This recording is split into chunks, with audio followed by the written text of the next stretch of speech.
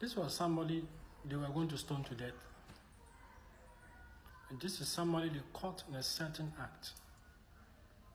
I'm telling you again, a lot of the people, a lot of your helpmates, because the enemy knows the purpose, the assignment, the calling on their life, a lot of them, by the time you meet them, they are entangled with certain things. What? Certain things with which, in the enemy's mind, is supposed to turn you away, is supposed to drive you away from them. I'm telling you. And a lot of times, that some of the things they are attached to, if you have not come to God in that place of prayer, if you have not truly partnered with Him, for Him to confirm, reaffirm that this is the one I'm talking about. Because a lot of the times, you're going to have questions. Say, is it this one? And yeah. You're going to ask again, is it this one you are talking about?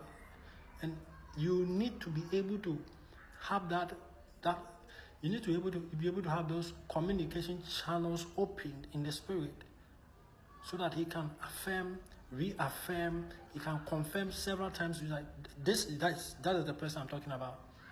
Sometimes you go more than once, twice, 3 times asking about the same question. God, they said, this is the person I'm talking about.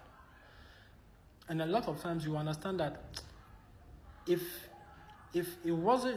had it not been you being able to come to God in a place of prayer for Him to confirm certain things to you, there's no way you will have anything with those kind of people. I'm telling you. This is a message today. Your helpmate, a lot of the times, they are entangled with certain things. And the enemy does that to what? To make sure that when the devil doesn't want you to meet your helpmate. No. Why? Because one of the things the enemy hates the most on this planet is those kind of marriages. The devil hates it so much. Jesus Christ came out of that type of marriage. Jesus and Mary. And even with Jesus and Mary, you saw the dynamic. I mean, you have engaged a virgin. You know she's a virgin. You have paid everything. You are going to prepare the house and come and take your virgin inside of her house. You come and then she's carrying seed. I'm telling you. You need that clarity. When Joseph came, the virgin wife he knew was a virgin, was carrying seed. So what saved the situation was God that spoke to him and said, I am the one, and the child inside of him, I am the one who put that child inside, and then Joseph relaxed. You need that communication channel to be open. A lot of people are missing the people God has foreordained for them. People are getting married to the wrong people who are messing them up. Men and women. People are marrying strange people. People are getting married to daughters of Jezebel. People who mess you up, destroy everything. And a lot of the times, once they are done with you, you realize that even that purpose, that assignment, that calling, that mission you are supposed to fulfill here, you give up. You give up because the thing you've gone through is even difficult to resurrect again. Very important, this message. It's very important to have that communication channel between you and God, that place of prayer. Before you even embark on this journey, you should first ask me, who do you have for me? Where is my own? Show him to me. Show her to me. Reveal him to me. Reveal her to me. Point her to me. Point him to me. It has to start from the place of prayer. Not that I've seen somebody and no. Say, God, the one you have appointed for me, reveal her to me. Show her to me. Point her to me. In the place of prayer, that's where it starts. That's where you initiate this kind of thing. But people are going around marrying everything they are seeing, marrying height, marrying colors, marrying shapes, marrying physical features and all that. Very important. Mary Magdalene, he almost stoned her to death. If it wasn't the intervention of Jesus Christ, she would be gone. They were going to stone her to death. It's crazy, you know. Now my final example. I'll talk about the lady, the woman that understood so much about the city, Jericho. She knew the city of Jericho inside and outside. She knew where the spies have to hide, and then the time they have to move. The time they have to move away. She has studied everything about the city. One of the things you ask is, why isn't somebody like this on the council of, what do we call it?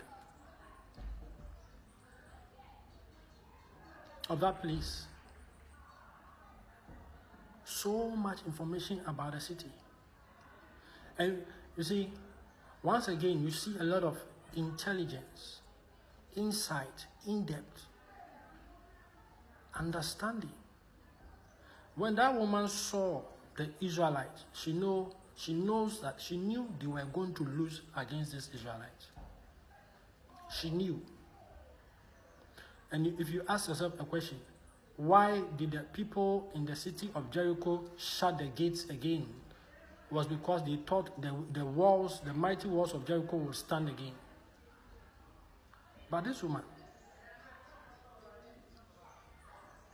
in the city of Jericho, who, according to the story, was entertaining a lot of men were coming to see her and all that. She's seen a lot of people. She's been with a lot of men. When she saw the Israelite spies, she knew we were going to lose to these people.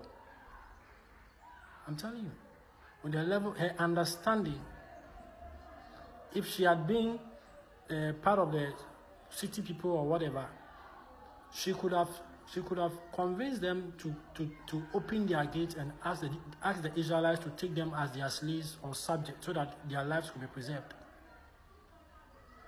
The city authorities thought the walls of Jericho, the great walls of Jericho, would stand again. But when that woman, when she saw the Israelite spies, she knew immediately what I have to do is bargain for the life of my family. I have to bargain for the life of my bloodline because we are going to lose against these Israelites. She just knew it. But on the day, they shut the great walls of Jericho again because they thought the great walls of Jericho, which has stood all these whiles, all this time, was going to stand again. But that woman, when she saw the Israelites, she knew something inside of her told her that we are going to lose to these people. And if you look at what happened from there, she is a grandmother of Jesus Christ of Nazareth. You ask yourself, if you look closely and you ask yourself in the Bible, why are these people always being used? You ask yourself, there is something. I'm revealing it to you.